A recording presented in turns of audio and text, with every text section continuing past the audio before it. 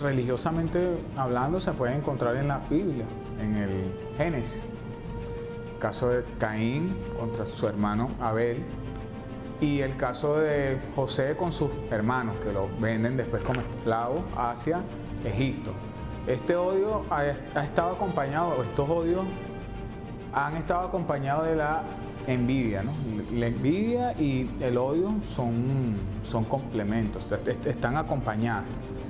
¿Por qué el ser humano tiende a odiar a otro ser humano? Bueno, en principio porque siente que ese ser humano le está robando algo que por derecho debería ser de él, ¿no? Cuando es un odio personal.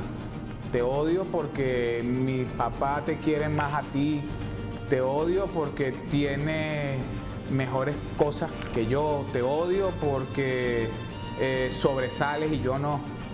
Pero también hay otro tipo de odio, hay un odio social y un odio político también. El odio político se da sobre todo hacia aquellas personas o hacia aquellos sectores que piensan diferente a mí y que yo considero que esas ideas no solamente son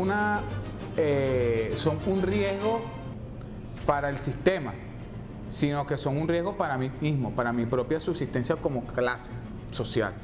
Es un acto de deseo de destrucción, fundamentalmente es un deseo de destrucción o de rechazo del otro. Ese es un proceso aprendido.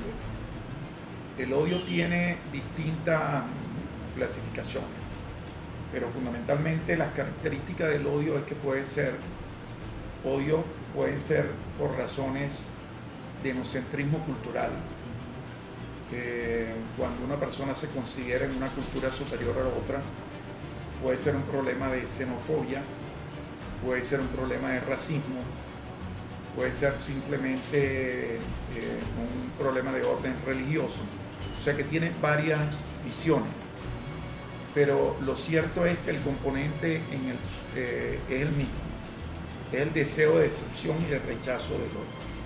El odio, bueno, hay distintas definiciones, ¿no? Dependiendo de qué perspectiva se haga, pero pudiéramos decir así en términos generales que el odio entra dentro de ese tipo de sentimiento persistente que puede tener como objeto una persona, un grupo, a veces cosas, a veces se expresa hacia animales, por ejemplo, pero es un sentimiento persistente, no cesa, y digamos que se canaliza o tiene como meta, para ponerle comillas a ese concepto, como meta, como fin, producir daño o producir sufrimiento o producir dolor. Es lo que lo diferencia de lo que pueden ser sentimientos o estados psicológicos temporales donde la persona reacciona, por ejemplo, de manera violenta frente a una amenaza.